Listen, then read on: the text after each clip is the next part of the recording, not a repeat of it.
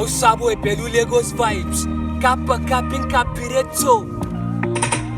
Yanzu na faso da iri wanda baka taba ji ba. Na san cewa ba ni kaɗai ne na fara yi ba. But kamun ka wuce kaɗan saya ka ji ni face. Waka no matter your language, matter your sense. Intelligence, forget about the post, forget about the language. Manta da outfit, Hausa boy Pelu Lagos vibe ne. Babu sisi ai cikin change ne. Haka ne, ololufe mi ma tun Genesis. Poverty cuta ne is a disease. Na fi so da fire, you can say. To mu ja labule, ampule, la pule. Na kulle kofa na smoking sativa na pop and pass shit. Dollar naira exchange.